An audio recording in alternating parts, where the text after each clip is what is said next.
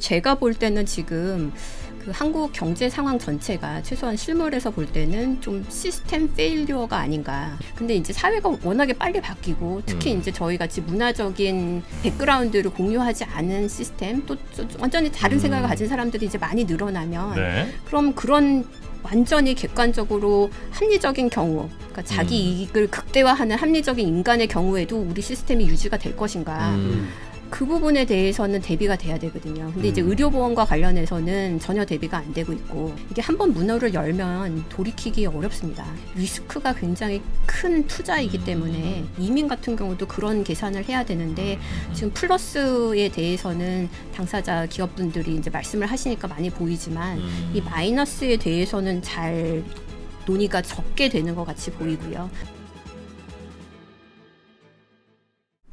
네, 경제 신들을 모시고 그분들의 깊은 인사이트를 들어보는 신과 함께 시작하겠습니다. 반갑습니다, 정프로고요. 네, 이프로입니다. 김프로입니다. 네. 자, 오늘은 우리가 갖고 있는 여러 경제 뉴스들 나오는 이런 뉴스들 말고 정말 가장 근본적이고 가장 무섭고 그러면서도 올까 안 올까 걱정하는 게 아니고 반드시 올 수밖에 없는 아주 명확한 이 미래에 대한 이야기. 경제 침체?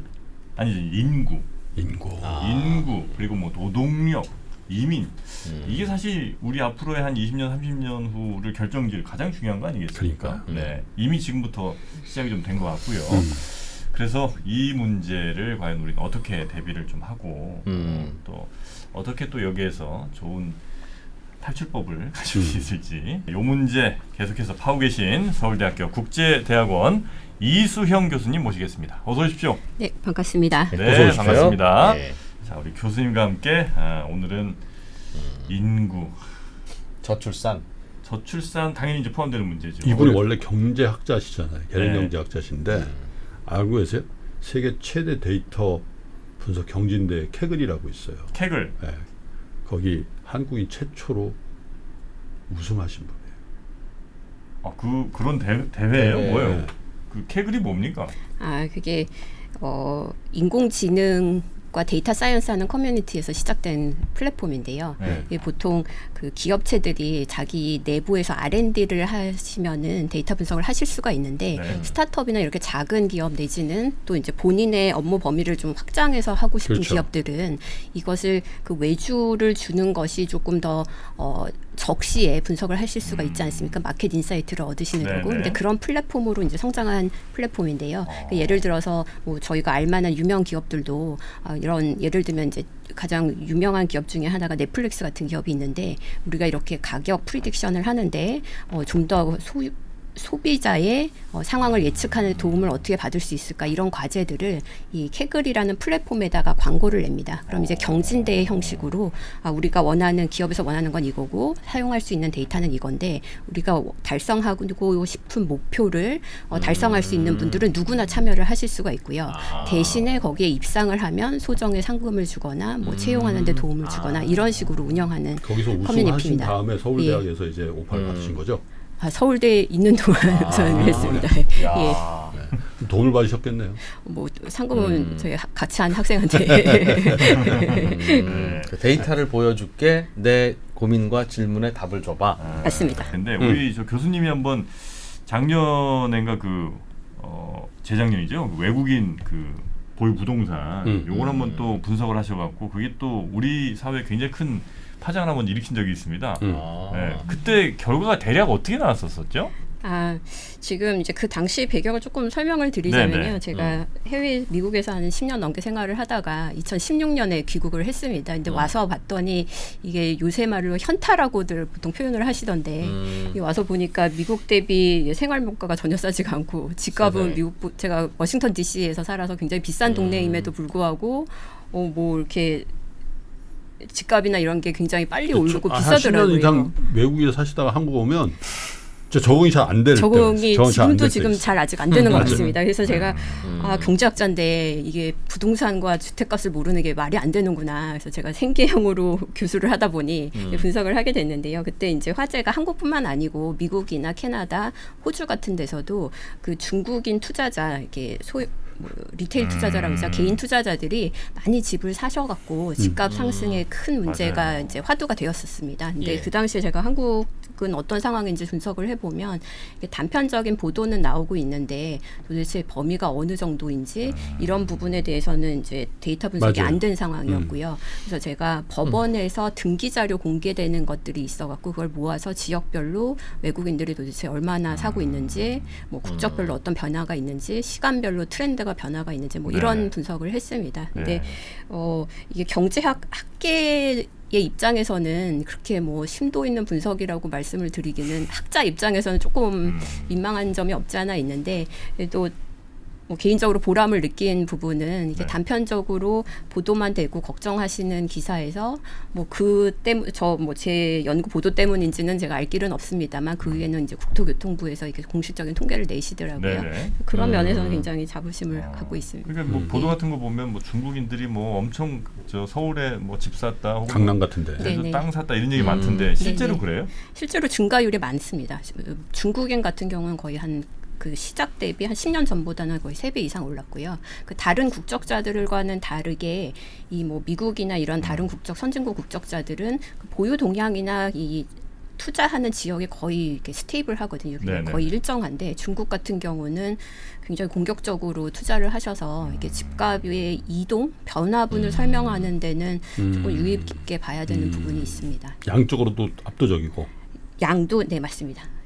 지금은 거의 반 이상이 중국 투자 반도 넘죠. 집값 상승에 외국인들이 영향을 주기도 해요, 많이? 그 부분은 엄밀하게 분석을 하기는 조금 어렵고요. 근데 분석을 하기가 어려운 부분이 그 여러 가지 상황이 다 변하다 보니까 뭐 정책도 바뀌고 뭐 대출도 그렇죠, 규제가 되고 그래서 근데 이제 보도나 이제 심상적인 부분으로 조금 상식선에서 생각을 해보면 이게 집값이 막 이렇게 상승기를 탈 때는 물량이 줄지 않습니까? 이게 집을 가지고 계신 분들이 매물 보유량을 그러니까 매물을 줄이니까 왜냐면 오르고 있으시니까. 근데 그때 굉장히 어그레시브하게 비딩을 딱 들어오면 이제 신고가가 정점을 찍으면서 이렇게 확대되는 효과는 분명히 있을 것 같습니다. 서울 수도권 주택을 사더라는 거죠, 중국인들이. 외국인 투자자 들어오는 거네요.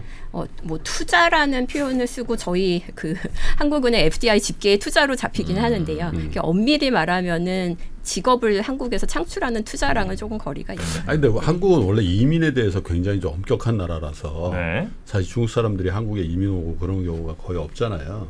근데 호주, 뉴질랜드 이런 데 부동산 보면은 중국에서 아주 강하게 매수세가 들어오면 부동산 폭등해요. 왜냐하면 아까 교수님 맞습니다. 얘기했듯이 이른바 비딩 워. 그러니까 우리는 이제 경매 그러면 집을 좀 싸게 사는 걸 경매라 그러잖아요. 근데 처음에 저 호주 놀러 갔다 경매가 된다 그래서 그러면 집값이 좀 떨어져요. 그랬더니 그게 아니라 위로 경매야, 위로 경매. 좋은 100만 집이 불짜리 나와서? 나오면 비딩 워가 붙여가지고 120만 불, 130만 불에 팔리는 경매인데 그 경매의 대부분 고점을 중국 사람이 쳐줬다는 거죠. 금융위기 이후에 그죠? 그런 것들이 이제 다른 나라에서 있었고 우리나라도 뭐 그 정도는 아닐지 모르는 하여튼 꽤 외국인 특히 이제 중국인들의 부동산 소유들이 많아졌더라. 네, 본격적으로 우리 교수님과 함께 네. 우리가 지금 현재 맞닥뜨린 이 상황에 대해서 진단을 좀 해보고 그 뒷얘기도 좀 나눠보도록 하죠. 일단 우리 경제 현재 상황에 대해서 제일 지금 관심 갖고 있는 혹은 뭐 제일 걱정되는 키워드들이 어떤 것들 좀 있으신지 몇 가지 좀 짚어주시죠. 예, 아까 소개해 주신 것처럼 저는 경제학자고요. 제가 연구하는 분야가 응용 계량 경제학이라고 해서 이제 데이터를 분석을 해서 지금 네. 경제 현황이 어떤지 또 특정 정책이 이제 고안이 되면 이 정책의 효과가 어떤지 이런 것을 통계적으로 분석하는 게 제 전공 분야입니다. 근데 이제 이 전공 분야 중에서 이제 키워드를 보면 제가 주로 일자리를 많이 보고 있고요. 아까 말씀하신 이제 부동산도 관련해서 보고 있는데 네. 그 이제 이런 어떻게 보면 이제 실물 분야라고 하죠. 이제 노동자 개인 입장에서 맞닥뜨리는 이제 실물 분야에 한정해서 제가 많이 연구를 하는데 네. 이거와 관련해서 한국의 지금 상황이 어떤지 뭐 키워드가 어떤지라고 이제 질문을 주셨는데요. 네. 제가 볼 때는 지금 그 한국 경제 상황 전체가 최소한 실물에서 볼 때는 좀 시스템 페일리어가 아닌가. 그 시스템이 고장났다 이런 표현을 우리나라가요? 쓰시잖아요. 실패. 예, 왜? 시스템 실패. 어떤 분이 얘기라고 제가 말씀을 드리고 싶으냐 하면 그 70년대 고도 성장기를 거치면서 80년대에서 저희가 선진국 반열을 쫙 올랐는데 네네네. 지금 한국에서 경제나 사회를 지탱하는 많은 구조들이 이 고도 성장기 직전에 구비된 상태로 확장 보완된 것들이 많이 있습니다. 예를 들면 사회보장제도도 그렇고 뭐 이렇게 가구를 중심 저희가 가정을 중심으로 사회보장이 많이 이루어지지 않습니까? 근데 네. 모두 아시다시피 지금 1인 가구가 1인 그렇죠. 가구 비중이 네. 50%가 되고 있는데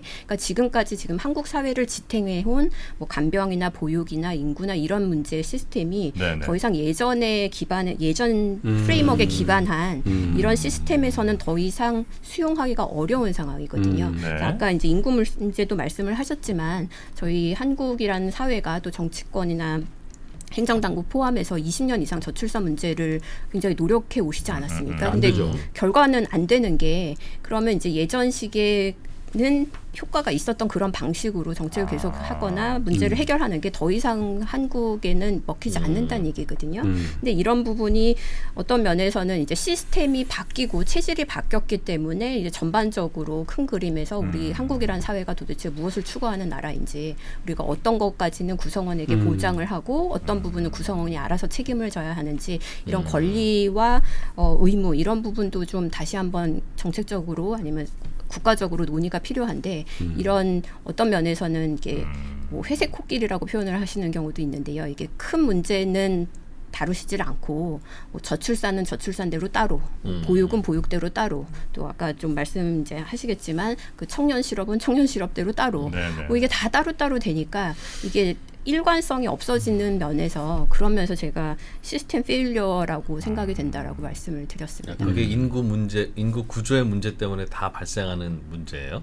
아 인구 문제는 그 중에 하나죠. 그러니까 그 사회 체계가 좀 수월하게 업그레이드가 이렇게 중간중간 됐으면 좋았을 텐데 이제 그런 부분이 잘 해결이 안 되다 보니까 네네네. 극단적으로 나타나는 게 뭐 0.7 출산율의 네네네. 이제 극단적인 인구 구조라고 볼 수가 예전 있다고 같은 무슨 뭐 생각합니다. 보육 예. 저 장려금 뭐 한 월 20만 원 주면 애들 더 낳는 이런 상황이 6, 70년대 뭐 80년대 있었다면 뭐 그때 주지도 않았습니다만 이제 지금은 옛날 생각대로 그 시스템 그대로 적용하면 안 되는 사회인데 계속해서 그냥 옛날 시스템이 이어져 오다가 그걸 좀 확장하는 이 정도 수준이라 시스템들이 좀 고장났다 이렇게 보신다는 네네네. 거군요. 그래서 제가 좀 뭐 비유를 굳이 들자면 이게 한국이라는 이 나라가 이게 뭐 유아기를 거쳐서 청소년기를 거쳐서 지금 중장년이 됐는데 중고등학교 교복을 억지로 끼어 입고 있는 것 같은 그런 느낌. 예를 하나만 들어볼까요? 네네. 어떤 게 다른 나라에서는 안 그런데 우리나라는 이게 이래. 그만한 게 뭐가 있을까요? 최근에 이제 그 가사 도우미라 그러나 그 아이들 봐주는 네네. 그 필요하긴 하잖아요 사실. 그러니까 왜냐면 맞벌이 부부인데 맨날 그 친정 어머니 등골 할 수도 없고 그래서 이제 외국의 가사 도우미 이거를 이제 합법화하자. 그 실제로 필리핀인가요? 네네. 그 가사 도우미 100명이 한국행 할 것이라는 보도도 나왔잖아요. 근데 그런 정책들이 우리가 이제 그 신문에서 그거 볼 때는 야 일견 뭐 어쩔 수 없이 해야 되겠네라는 생각도 드는가 하면 또 한편으로는 야 저렇게 해서 저런 임금을 주면 우리 한국에서 저거 하던 분들은 어떻게 되는 거지? 그런 생각도 들기도 하고 네네. 예를 들면 일단은 그 가사 도우미의 문제가 그 핫한 거는 맞고요. 저도 이제 미국에서 생활을 오래 하다가 한국에 왔더니 뭐 주위에서 이제 보육 문제나 네네. 그 가사 도움 그 정주형으로 그 아이들 돌봐주시는 분들 금액이 얼마라서 친구들이 도저히 너무 감당이 안 된다 이런 얘기를 많이 들었거든요. 그래서 처음에 왔을 때는 아, 왜 홍콩이나 싱가포르는 가사 도우미가 100만 원 이하로 고용을 할 수가 있다는데 근데 왜 우리는 이런 게 안 되나 이런 생각을 제가 많이 했습니다. 근데 지금 한 8년쯤 지나고 이제 한국 사회에서 제가 지내다 보니까 또 안 하셨던 데는 안 하신 이유가 있으시더라고요. 그래서 조금 설명을 드리자면 이게 뭐 노인 간병 문제도 그렇고 가사 도우미도 그렇고 보육도 그렇고 지금 현재의 각 가정에서 각자 알아서 아이를 키우고 각자 알아서 환자를 돌보고 각자 알아서 어르신을 모시는 이 시스템에서는 누군가의 도움이 필요하고요. 그 누군가의 도움이 지금 한국 내에선 수급이 안 되니까 해외 분들에게 이게 도움을 요청하는 그게 가사 도우미든 간병 인력이든 이런 식으로 지금 그렇죠. 논의가 되고는 있습니다. 근데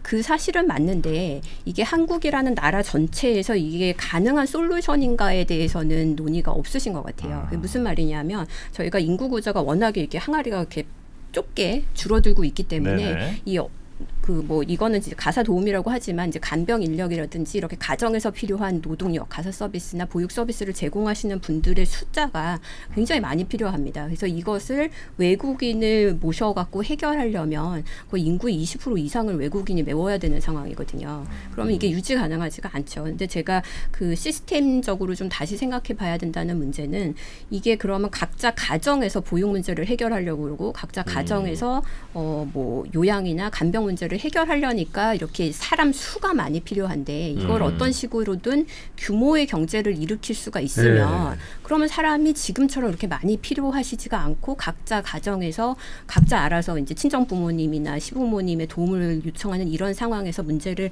다른 식으로 풀 수가 있거든요. 근데 지금은 근데 지금은 이런 부분에 대해서 큰 그림이 보이지가 않고 지금 시스템을 교복을 입은 채로 뜯어진 데를 자꾸 기우자는 식으로 하니까 이게 뭐 일부 그 외국인 도우미를 쓰실 수 있는 분들에게는 도움이 될 수는 있지만 이게 과연 몇 프로의 사람들이 한국에서 도움을 받을 수 있는지 이거는 소득 분포를 보면 그렇게 대다수에 해당이 되지는 않거든요. 지금. 근데 실제로 일부 계층에서는 네네. 외국인 가사 도우미를 지금 일반적으로 쓰고 있어요. 사실은. 그건 불법입니다. 불법이죠. 불법입니다. 그러니까 제 얘기가 그 불법으로 지금 하고 있는 거를 그냥 제도화하고 있는 거라는 거죠. 그죠? 근데 개선이 아니라 오케이. 예. 그 어차피 불법 체류 등 법률적으로 문제가 있는 여러 제도들이 현실적으로 그렇게 할 수밖에 없는 걸 그냥 사후적으로 추인하고 사후적으로 제도화하는. 저는 그 정도보다는 불법 체류 문제가 가사 도우미라는 형식으로 있을 것 같지는 않고요. 그러니까 식당 같은 데서 하시는 분들은 뭐 있으실 수도 있는데 대부분은 동포 비자를 받고 오시는 분들이라. 근데 일부는 필리핀도 지금 필리핀이나 다른 지역에서 오신 동포 말고도 많이 있어요? 많이 그래요? 있어요. 네. 많이 있어요. 자, 그래서 이제 외국인 노동자분들, 외국인 뭐 노동자분들이라고 해야 되겠죠. 네, 그분들이 우리나라에 그렇게 들어와서 뭔가 일을 하는 것 자체가 이제 아직 법에 뭐 사각지대가 됐든 아니면 법이 아직 들어가지 않는 부분들이 좀 많이 있는 것 같고 또 한편에서 우리 뭐 일반 국민분들의 또 정서상으로는 저 사람들 저렇게 들어오는 게 결국은 우리 임금 낮추는 그런 좀 부작용 가져오는 거 아니냐. 그리고 또 우리랑 매우 다른 문화권에 계신 분들이 들어오는 거에 대한 거부감들도 좀 있으신 것 같고요. 그래서 그거는 뭐 정치나 법이 해결할 문제입니까? 아니면 그냥 어떤 사회적인 분위기 이런 걸로 좀 완화를 좀 해야 되는 걸까요? 인식이 아무래도 이렇게 뭐 이민자들을 많이 경험한 다른 유럽이나 미주 국가들에 비해서 조금 닫혀 있다고 보실 수는 있는 부분이 분명히 있습니다. 근데 저는 그 인식이 왜 생겼는지 조금 생각을 해봐야 될 것 같거든요. 그러니까 경험이 없어서 두려워서 좀 부정적으로 생길 수도 있지만 지금 주위에서 보는 게 긍정적인 효과가 잘 안 보이고 뭔가 자꾸 내 직장이 없어지는 것 같다 그러면 당연히 두려워하실 수밖에 없지 않습니까? 근데 지금 여러 가지 질문이 종합돼서 말씀을 해주셨는데요. 제가 그 외국인 노동자 제도에 대해서 잠깐 설명을 드려도 괜찮을까요? 저희가 이제 선진국에 가면 비자를 보통 받아야 되지 않습니까? 그렇죠. 그러니까 뭐 여행 비자 같은 경우는 비자를 안 받는 경우도 가끔 있지만 원칙적으로는 여행 비자든 무슨 비자를 받고 그 입국을 하게 돼 있습니다. 그래서 그 한국 사람이 미국에서 예를 들면 뭐 교환 연수를 가려면 교환 연수 비자를 받아야 되고 거기서 이제 특히 그 임금, 샐러리를 받는 경우의 비자는 굉장히 까다롭지 않습니까? 그렇죠. 그러니까 한국도 어떻게 보면 약간 비슷한 시스템인데요. 우리나라 비자 시스템은 한국인들은 아실 이유가 없죠. 그래서 제가 잠깐 설명을 드리면 저희도 비슷한 류의 시스템이 있습니다. 그래서 그 노동과 관련 임금을 받을 수 있는 그 비자는 인플로이만 할 때 그 2에 해당이 되는 거고요. 뭐 여러 종류가 있습니다만 보통 말씀하신 그 저희가 일반적으로 말씀하신 경우는 E9 그 2-9라고 써 있는 이런 방식의 비자를 가지고 원칙적으로 합법적으로 오시려면 들어오셔야 됩니다. 그래서 이것을 운영하는 주체는 한국의 이제 고용노동부가 중심이 된 위원회가 있고요. 이거를 개인이 알아서 E9이라는 비자를 신청하는 게 아니라 국가 단위에서 그 MOU를 체결한 16개 국가 출신의 국적자만 한국에 들어올 수 있습니다. 그리고 이분들이 각각 알아서 자율적으로 이렇게 이민 신청을 이주 신청을 하시는 것이 아니고 이게 중앙 집권적인 체제가 잘 개발이 되어 있습니다. 지금 현재. 그래서 매년 이렇게 특정 시기에 모집 공고를 내시고요. 그 각 국가별로 우리나라 한국에 오고 싶은 사람들에 대해서는 이제 입사 지원서 같은 이제 네네. 지원서를 받습니다. 그래서 이 지원서에 뭐 본인이 뭐 교육 수준이 어떤지, 뭐 경력이 어떤지 이런 부분이 있고요. 근데 이분들이 지원하실 수 있는, 그러니까 한국에 오셔갖고 합법적으로 일할 수 있는 분야가 있는데요. 그 가사 도우미나 식당은 여기에 포함이 안 됩니다. 현재 그래요? 법에서는 그 제조업, 건설업, 농업, 축산업, 어업 이런 부분에서 지금 공식적으로 일을 하실 수가 있고요. 근데 이 제도가 원래 예전에 그 산업연수생이라는 제도 아마 들어보신 적 있으실 예. 텐데요. 네네. 그 제도가 아름아름 개개인들이 하다 보니까 그 외국인 노동자에 대한 인권 문제도 발생하고 브로커가 그 양쪽을 다 사기를 치는 경우도 있고 불법 체류 문제도 있고 그래서 이런 문제가 심각하다 보니 고용노동부가 이것을 이제 어떤 면에서는 중앙 집권으로 프로세스를 만들면서 이렇게 공식적으로 어떤 사람들을 풀에 넣고 그 외국인 풀 중에 한국 기업이 원하는 분들이 채용이 되는 이 채용이 되는 분들만 한국에 뭐 입국을 시키는 이런 방식입니다. 식당에서 일하시는 분들은 그럼 불법이에요? 지금 공식적으로 그러니까 동포 비자나 다른 비자로 오신 분이 아니고 아까 김 대표님 김 프로님 말씀하신 것처럼 그 필리핀 가사 도우미는 이 제도상에선 불법입니다.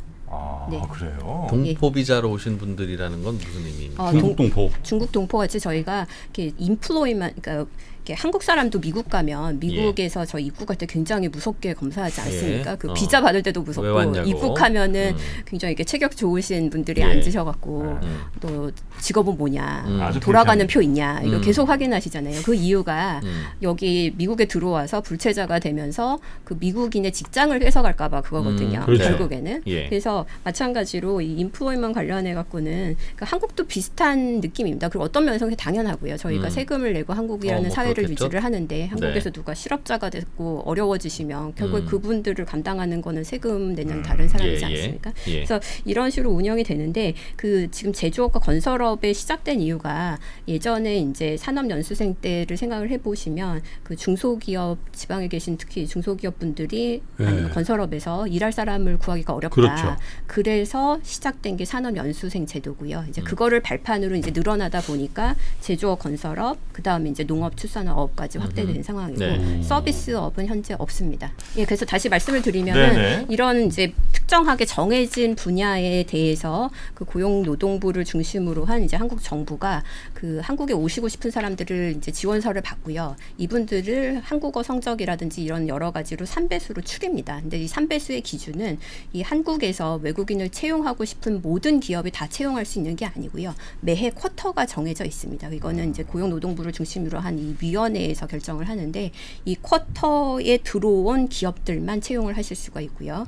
이 쿼터의 3배까지 지원자를 추려서 한국 정부가 풀로 관리를 합니다. 이게 이제 시스템 안에 풀로 관리를 하고 이 풀에 들어온 외국인들을 대상으로 이 한국 기업 중에 올해 이제 외국인을 고용할 수 있게 허가를 받으신 분들이 오셔서 아 나는 이분이 면접을 하고 싶다 이런 풀에서? 식으로 예. 그래서 이제 매칭이 돼서 매칭이 성사가 된 경우에 한해서 한국에 이제 외국분이 오시게 되는 입국해서? 거죠. 네. 근데 이 입국까지 이 모든 과정을 이 아까 말씀드렸다시피 이제 브로커 문제나 이런 그 어뷰즈 이런 문제들이 있었기 때문에 이게 한국 정부에서 이제 도와주는 형식으로 되고 있고요. 그 입국 당시에는 3년 계약으로 입국을 합니다, 보통.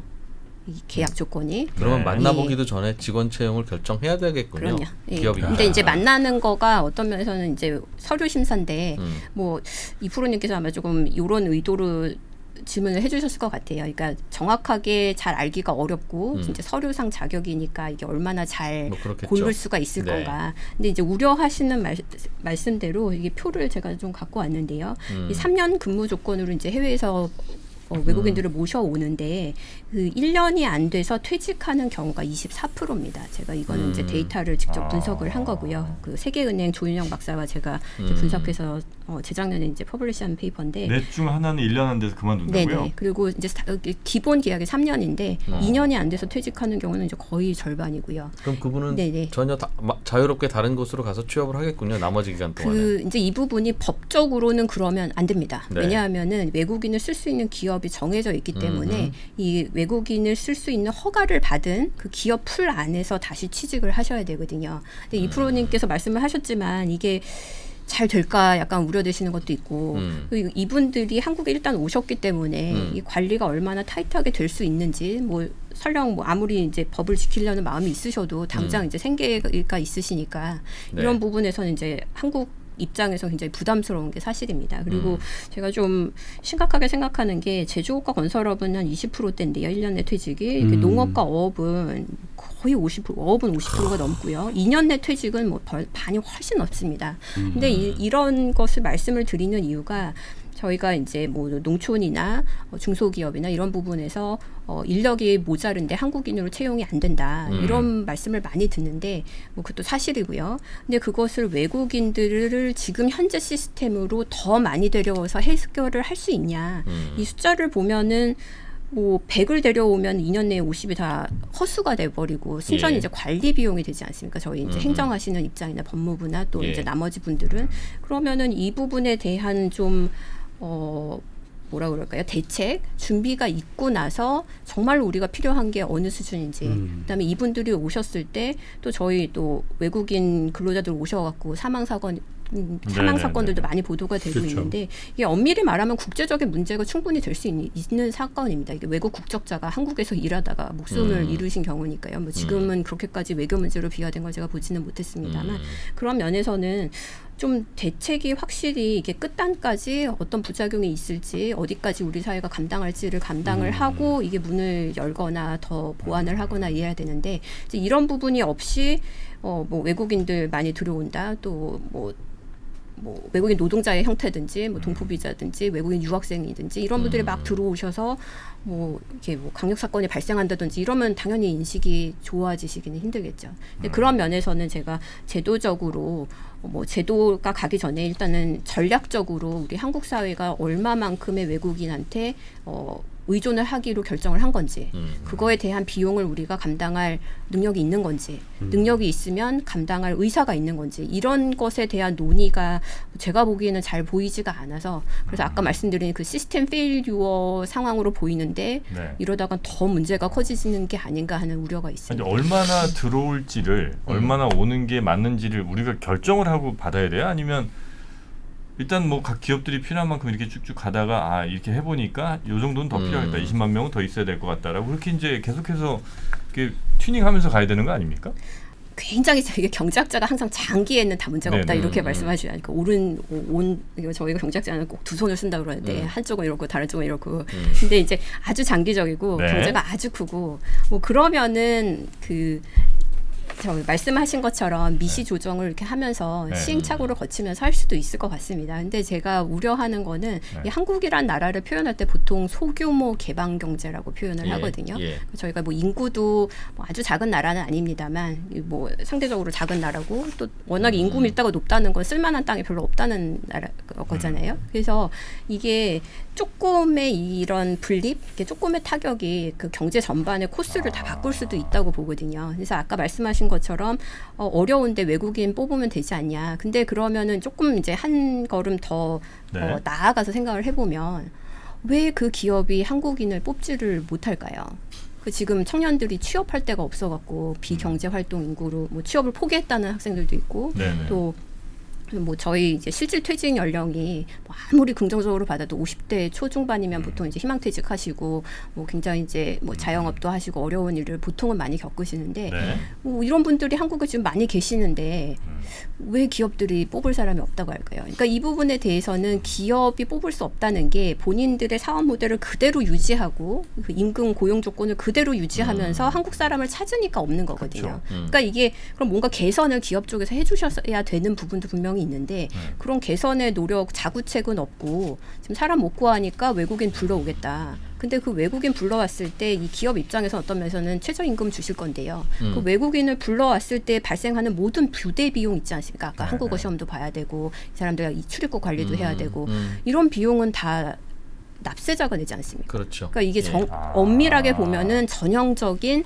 그 부의 외부성, 네거티브 엑스터널리티 상황입니다. 그러니까 각 기업이나 개인 그 가사 도우미를 쓰시는 분은 좋을지 모르지만 그 쓰시는 거에 반대급부로 발생하는 여러 가지 부담들은 납세자들이 모두가 같이 져야 되고 붙이니까. 오히려 그 가사도우미를 쓸 수 없는 가난한 분들이 내야 되지 않습니까? 그러니까 이 부분에 대해서 뭐 이렇게 굉장히 이상적인 사회에서 좀 파인 튜닝하면 되지 않아라고 보기에는 좀 어려운 부분이 있습니다. 뭐 굉장히 경제학적으로 재미있는 주제라서 한 가지 질문을 더 드려보면 저것도 일종의 무역이라고 볼 수 있잖아요. 각자가 각 강점을 갖고 있는 것을 최대한 생산하고 여기서는 경쟁력이 없는 건 남의 거 수입해오고 우리가 경쟁력이 있는 건 밖으로 보내서 그래야 전 세계의 모든 그 소비자들이 혹은 참가자들이 가장 효익의 극대점을 가져갈 수 있다는 이론인데 저렇게 따지면 외국인 노동자들은 그 나라에서 받을 수 있는 것보다는 우리나라에서 더 받으니 좋고 우리도 우리나라에서는 잘 안 되는 게 저분들 통해서 되니까 좋고 예전에 우리가 사우디로 근로자들을 보냈을 때 사우디는 그걸로 건설공사가 돼서 좋고 우리는 외화 벌어서 좋고 그건데 왜 근데 저렇게 거기서 보면 이제 아닐까요? 중심이 네. 되시는 게 우리도 예. 좋고의 우리가 예. 한국인의 평균이라고 보기가 어렵다는 말씀을 제가 듣고 싶습니다. 일부 드리고 기업들은 싶습니다. 좋으나 그것을 나머지, 사용하시는 네. 분들은 좋을 수 있고 뭐 그 공단이 밀집된 그 지역은 좋을 수 있지만 그 분들이 들어오는 게 지금 한국에 그러니까 예를 들면 사우디는 인구 자체가 적기 때문에 건설 노동자 자체가 필요하지 않습니까? 두수가 모자르니까요. 근데 우리는 지금 두수가 일을 못 하시는 분들이 계신데 왜 이분들이 활용이 안 되고 체질 개선을 해서 이분들이 자꾸 노동시장으로 편입이 되셔야지 저희가 이제 뭐 복지 문제나 네네. 그 임금 문제나 이렇게 양극화나 이런 문제가 해결이 될 텐데 이제 그런 거는 그대로 두고 이렇게 한국 경제 수준에 맞지 않는 생산성을 보이시지 못하는 분들이 계속 이제 외국 노동자를 데려다가 이제 생계를 뭐 수명을 연장을 하시면 근데 그런 기업은 또 중소기업이라고 해서 보조금을 많이 받으실 거거든요. 외국인 노동자 말고. 그럼 우리가 지금 그래. 뭐 연금 받아갖고 건강보험 내고 나면 남는 게 별로 없는 이분들이 재산세를 내면서 이런 기업을 도와줘야 되느냐는 굉장히 다른 문제죠. 근데 또 외국인들이 좋네요. 기업으로부터 받는 월급 외에도 우리 사회가 또 비용을 있죠. 그 말씀 상당히 하시는 많이 거죠. 내는 거죠. 예, 그분들도 뭐 의료 뭐 이런 것들을 해줘야 해야 될 되고 뭐 거고. 그러니까 네, 사실 그게 이제 네네. 예? 기본적인 뭐 있겠네. 복지는 또 당연하죠. 가야 되니까. 야. 네, 이게 저희가 모두 외국인 노동자들이 그러신다는 말씀은 전혀 아니고, 근데 실질적으로 이제 나타나는 사례를 보면 네. 김프로님께서 말씀하신 것처럼 이제 건강보험 얘기를 하셨는데 지금 한국 같은 경우는 내외국인이 차별이 없이 한국에 이제 유학생이든 그 고용으로 들어오신 분들이든 그 건강보험에 다 이제 편입을 시켜서 관리를 하고 있습니다. 네. 근데 저희가 건강보험 제도가 한국에 굉장히 뭐 미국과는 굉장히 차별된 특징이 무엇이냐 하면 미국 같은 경우는 이제 사보험으로 다 건강보험을 들지 그렇죠. 않습니까? 아주 가난하신 분들이나 네. 퇴직 연령층이 아니시면. 근데 이제 절대 다수를 커버하는 이 사보험의 영역에서는 뭐 소득도 일부 요율이 있긴 있지만 그거보다는 이 가입자가 얼마만큼 의료 서비스를 사용을 할 건지 그 헬스 리스크라고 하죠. 이제 얼마나 건강한지 또 건강을 얼마나 잘 유지할 수 있는지에 따라서 요율이 부과가 됩니다. 그러니까 마치 저희가 이제 자동차 보험을 들면 이 자동차가 얼마나 비싼 자동차인지 플러스 네. 이 가입자가 사고를 얼마만큼 냈나? 사고를 잘 낼 이력이 있는지 요거 두 개를 보고 그렇죠. 그 보험사가 최악입니다. 이 보험사가 요거를 조합을 해서 보험사 입장에서는 손해가 평균적으로 낮지 않게 그렇죠. 요율을 조정을 하시잖아요. 네, 네. 예. 근데 이게 한국은 의료보험도 이제 보험이라는 의미에서 똑같이 보시면 이게 지금 한국은 이 건강 서비스를 얼마나 이용하는지에 대해서 요율이 적용이 안 되고요. 안 되죠 전혀. 그 예를 들면 이제 자동차에 해당하는 소득에 대해서 아니면 재산에 대해서 요율이 결정이 되거든요.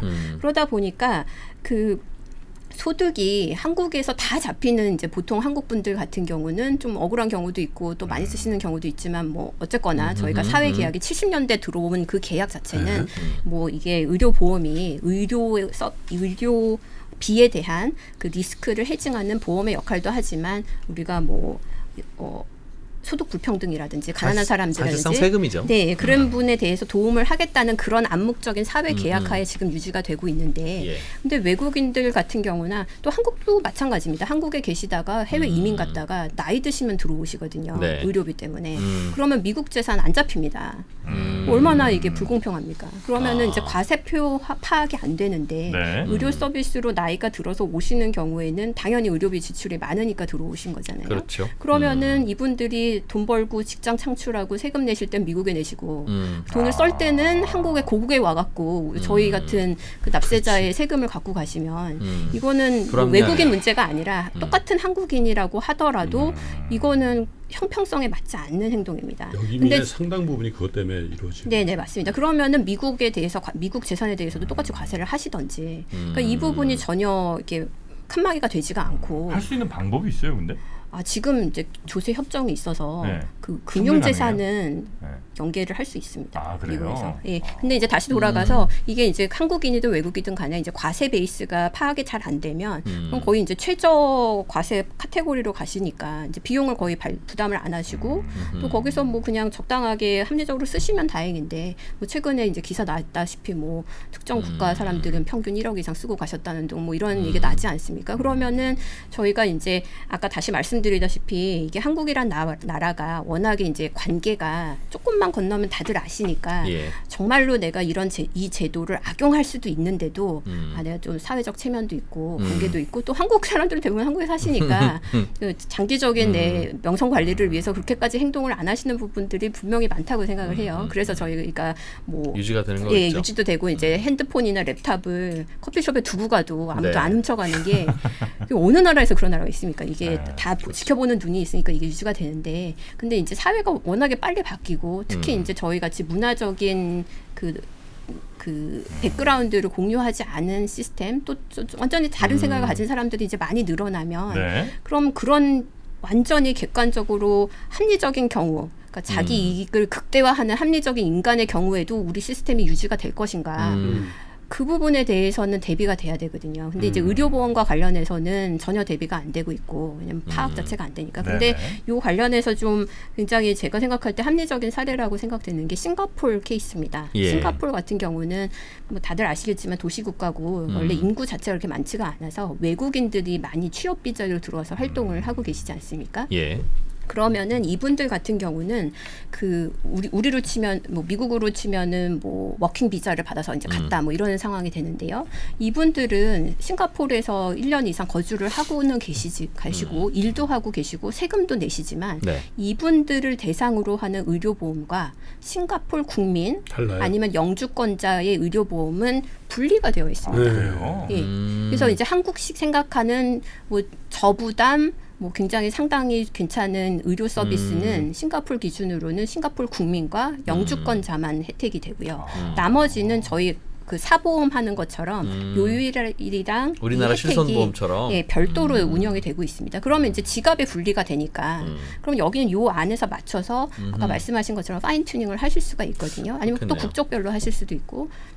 그게 우리나라처럼 하려면 우리 국민들과의 어떤 합의 그러니까 우리는 이렇게 해줘야 돼. 우린 글로벌 시대 세계에서 이렇게 위상 정립을 합시다.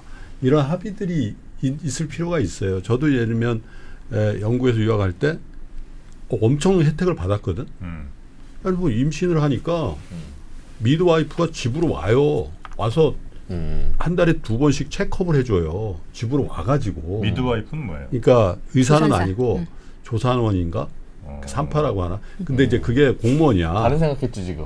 뭐 세컨 느낌이었어요. 저는 미드와이프. 그래서 나는 적응이 안 되는 거야. 왜냐면 우린 돈을 낸 게 그냥 학생인데 집으로 방문해가지고 다정하게 얘기하면서 뭐도 주고 너 그렇게 하면 안 되고 뭐 상담도 해주고 가서 뭐 엑스레이 찍고 이런 거 다 공짜예요. 그래서 내가 야 이게 참 선진국이 대단하네. 근데 그게 이제 내 생각에는 영국이라는 나라가 그렇게 정한 거예요.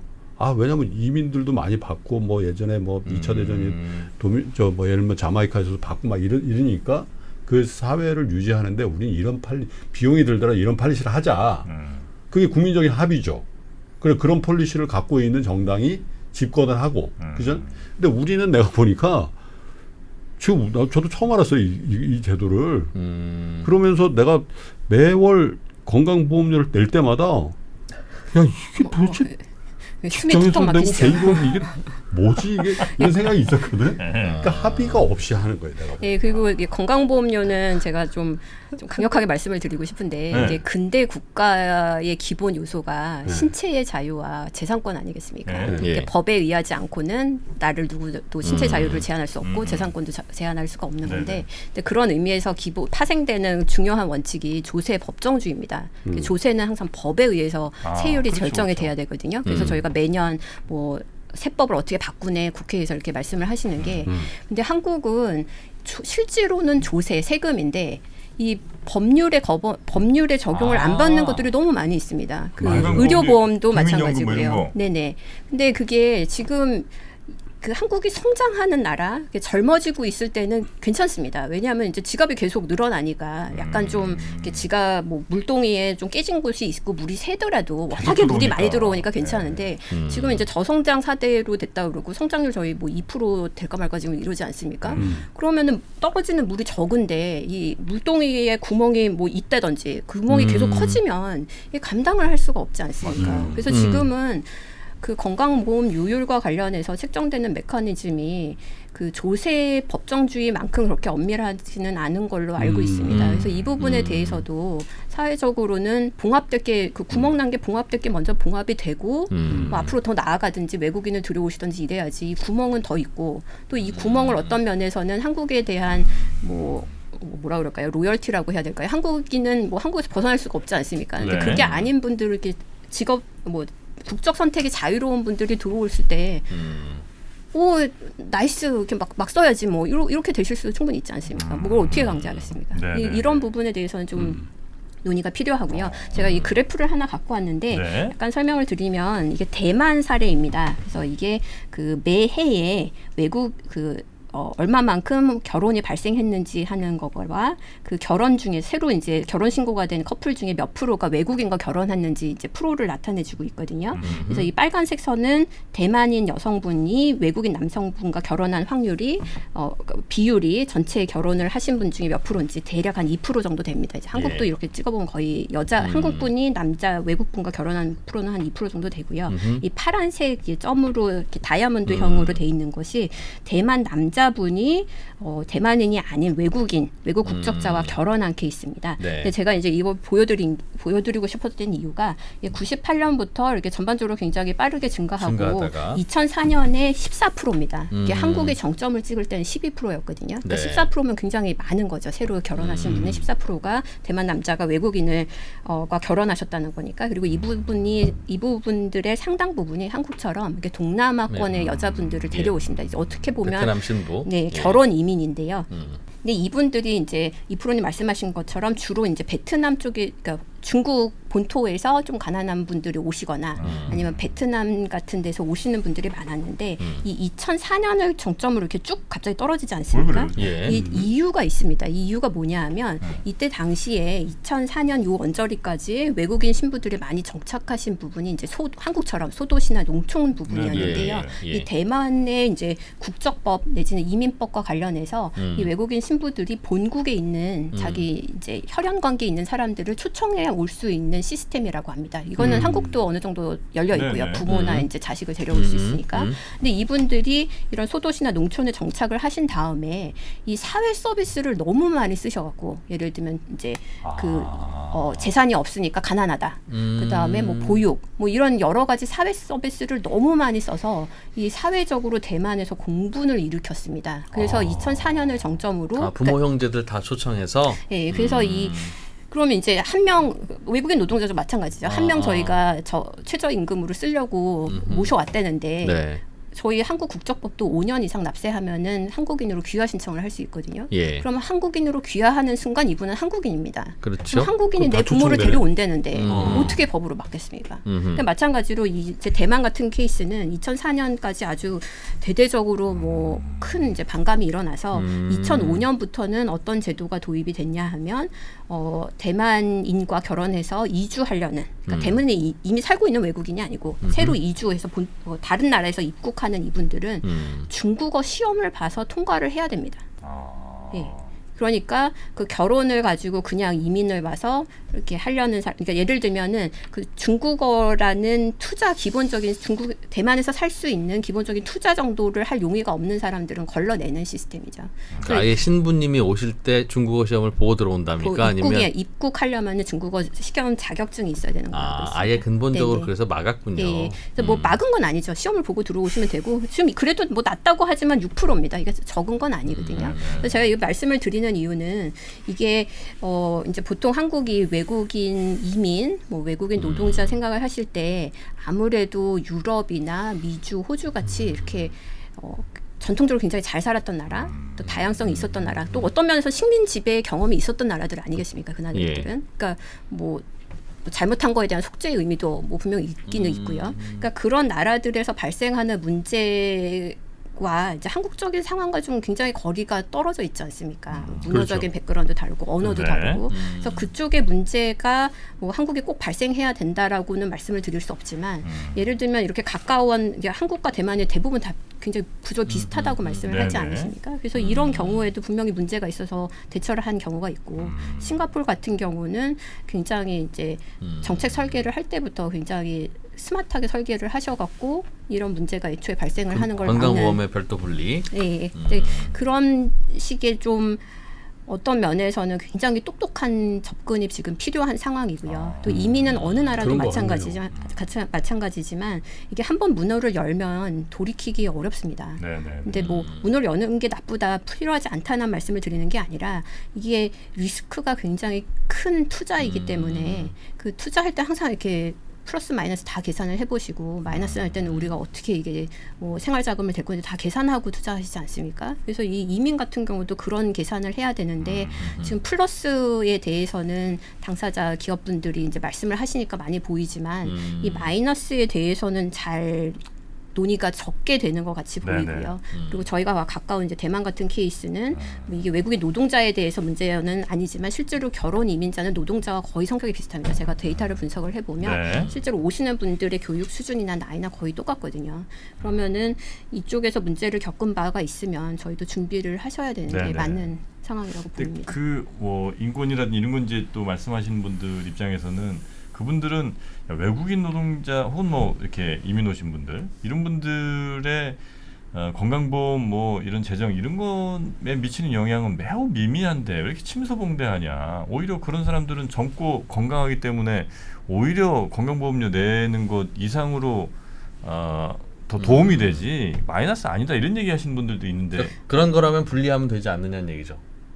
아니 그러니까 도움이 되든 도움이 안 되든 되든 분리하는 게 분리하면, 이상하진 않고요. 그러니까 왜냐하면은 분리할 테니, 소득 과세나 이런 게 한국과 다른 제도를 쓰고 네네네네. 있으니까요. 그리고 이게 항상 지금의 행동이 제도가 그렇죠. 바뀌었을 때 행동과 동일하지 않거든요. 이게 저희 루카스 크리틱 항상 경제학하면 나오는 건데 뭐 지금은 젊은 분들이 오시지만 근데 이분들이 한국 국적 취득해서 부모님들 모셔오면 뭐 어떻게 하시겠습니까? 네네. 그러니까 그런 부분에서는 항상 좀 주의를 할 필요가 있어 보입니다. 저희가 외국인 노동자 문제 요거 하나 하는데 벌써 1시간이 지나버렸습니다. 그래서 제가 저도 그래서 깜짝 놀랐어요. 차라리 네.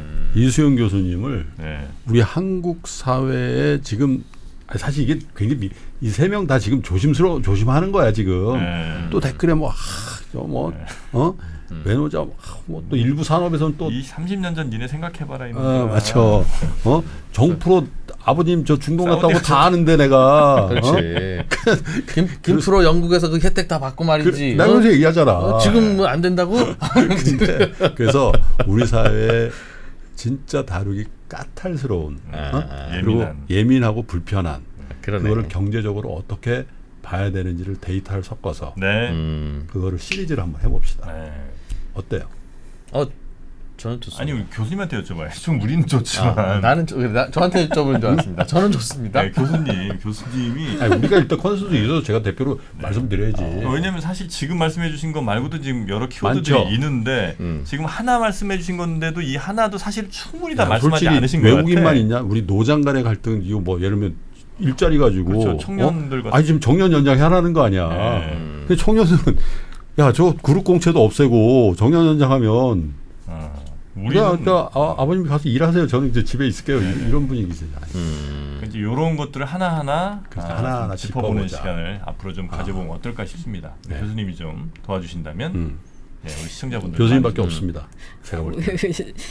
생각해 보겠습니다. 네. 이런 얘기를 솔직하게 해주신 분이 없었어요. 솔직히. 그러게. 왜냐면 다 또 네. 공격받기 싫으시기 그러니까. 때문에 대신 이제 우리 교수님은 숫자로 통계로 말씀을 또 해주시는 거니까 그러니까. 뭐 이건 충분히 또 우리 듣는 분들도 음. 수긍하실 수 있을 만한 얘기가 아닌가 싶습니다. 교수님이 또 학문만 하신 분이 아니고 공무원을 하셨어요. 네? 그 공무원 행시 중에 제일 어려운 게 재경직이거든. 네. 재경직 차석을 하신 분. 아 그렇습니까? 네. 자, 그러면 하여튼 우리 그러니까 이게 교수님은 정책이라는 측면에서 네. 그거를 다 생각하시면서 학문을 하시는 거예요. 그래서 들을만해요. 네, 네. 네. 우리 교수님이 또 책도 쓰셨는데 그 대한민국의 학부모님께라는 책 이걸 또 쓰셨어요. 왜냐하면 줘봐요. 학부모님들이 이제 우리 아이들의 미래를 생각할 때 학부모님 입장에서는 지금의 세상을 생각하지만 그러니까. 어쩌면 그 미래는 완전히 또 다를 수 있기 때문에 그걸 이제 학부모님께 이런 편지 형식으로 책을 쓰셨는데 너무 좋은 제목들이 많으나 오늘은 더 자세한 소개는 하지 않겠습니다. 영어 유치원 보내야 될까요? 뭐 이런 거네요. 네, 아주 네. 현실적인 문제도 짚어주셨더라고요. 예. 요거는 저희가 다음 시간쯤에 한번 그러니까. 오, 이창용 한국은행 총재가 추천사를 쓰셨습니다. 한국은행 총재가 자 그러면 오늘은 우리 교수님과 요 정도로 그러니까. 마무리하고요. 요거 시리즈로 저희가 준비해 만들어 보도록 보겠습니다. 하겠습니다. 잠깐 근데 요 외국인 근로자 관련해서는 혹시 하실 말씀 남으신 건 없으세요? 엄청 많으신 것 같은데. 외국인 근로자 이거 가사 도우미 말고 네네. 오늘 요 얘기 하던 거. 네네. 저 중에서. 한마디만 더 네네. 말씀드리고 마무리하면 네. 좋을 것 같은데요. 제가 외국인 노동자가 필요하지 않다거나 뭐 도입을 하지 말아야 된다 이런 말씀을 드린 적은 전혀 없습니다. 이게 분명히 저희 사회에서 필요한 역할이 있고 그런데 제가 강조를 드리고 싶었던 거는 우리가 자구책을 먼저 했냐 이 부분이 답이 되지 않고서 지금 현실을 유지하는 방식으로 되면 어렵다는 게 첫 번째고요. 두 번째는 아까 이제 이민과 관련해서도 말씀을 드렸는데 이 외국인 노동자나 이민 말씀을 하실 때 제가 좀 굉장히 불편하게 느끼는 지점, 논의에 대해서 불편하게 느끼는 지점이 한국 분들이 이분들을 이용해 먹는 것 같은 인식이 많으신 것 같아요. 최저임금 주고 싼값에 한국인은 하기 싫은 일을 외국 분들한테 그렇죠. 하는데 그런 인식이 있죠. 그분들은 또 고국에 비해서 많이 받으니까 괜찮은 거 아니냐 이렇게 생각을 하시는데 2%가 그런 말도 안 되는 질문을 하죠. 네. 일부러 그렇게 하신다고 믿고 있습니다. 근데 이게 이민이나 외국인 노동자도 기본적으로 이게 한국에 입국하시는 순간 제가 생각할 때 비유가 어떤 게 적절할 것 같으냐 하면 예를 들면 양자를 드리는 거나 입양을 하는 거와 비슷하다고 생각을 하거든요. 이게 뭐 입양을 한다든지 양자를 드릴 때는 계산할 때 이게 도움이 될 것 같다고 하시지만 이게 가족 관계 혈연으로 묶이는 순간 굉장히 많은 위험과 책임이 따르지 않습니까? 그래서 이 외국인들이 한국에서 적지 않은 시간에 일을 하시겠다고 오시고 또 그분들에 대한 권리를 보장을 하고 또 그분들이 한국의 사회 구성원으로서 권리와 인권을 존중받는 이런 면에서는 굉장히 많은 노력이 한국에서 비용이 필요한 건데 이제 그런 논의가 자꾸 없이 싼값의 싼 임금으로 노동력을 부린다는 접근으로 자꾸 이제 가사노움이든 뭐 외국인 노동자든 이민이든 말씀을 하시니까 전혀 사회적으로는 싼 노동력이 아니고 왜냐하면 부대 비용을 발생을 시키니까요. 그런데 그런 비용에도 불구하고 한국에 나아갈 길에 외국인이 필요한 부분은 분명히 있습니다. 그래서 이런 것을 좀 이렇게 단답형, 단순형, 주먹구구식으로 아니면 아주 심플한 심플한 마인드로 하는 게 아니고 정말 싱가포르 케이스처럼 정말 냉철하게 거기 싱가포르 같은 경우는 국적도 배분을 하거든요. 특정 국가에서 너무 많이 오면 이게 사회적인 문제가 되기 때문에 이걸 관리 분리를 다 하고 있습니다. 그래서 이렇게 좀 똑똑한 정책과 정합성이 있는 정책 플러스 사회적인 논의가 필요한데 그 부분이 자꾸 안 보이셔서 제가 걱정이 돼서 오늘 꼭 말씀을 드리고 싶습니다. 정프로가 장명의 달인이거든요. 네. 불편하고 하여튼 뭔가 얘기는 하긴 해야 되는데 불편한 토론. 그래서 덮어놓은 거예요. 그런 이슈들을 하나하나 꺼내가지고 우리 이수영 교수님과 해보죠. 한번 해보죠. 알겠습니다. 그럼 또 정책이 반영될 수가 있죠. 이민에 대해서 어찌 보면 때로는 도덕적이고 감정적인 그러니까. 대응을 그렇지. 하는 경우도 있는데 그 말씀은 그렇게 하지 말자는 게 아니라 그걸 할 때 신중하게 다양한 걸 다 생각해 보고 해야 네네. 그래야 이 이민이나 혹은 이게 더 오래 유지되지. 그렇죠. 유럽 그냥 인도주의라고 해서 받았다가 지금 난리 나고 완전 전쟁하고 그것 때문에 난리 나잖아요. 차라리 처음부터 설계를 잘 해야 오히려 지속 그러니까. 가능한 국제 협력이나 네, 네. 유입이 이루어질 거다. 그런 얘기죠? 아주 어려운 네, 얘기도 할 감사합니다. 겁니다. 네. 청년 실업 문제도 하고 저출산 문제도 하고 여러 가지 야. 다뤄볼 테니까 한번 같이 한번 가보시죠. 네. 상식이 다 깨지네. 자, 오늘은 우리 교수님 여기서 보내드리도록 하겠습니다. 서울대학교 국제대학원 이수형 교수님 고생 많으셨습니다. 고맙습니다. 고맙습니다. 감사합니다.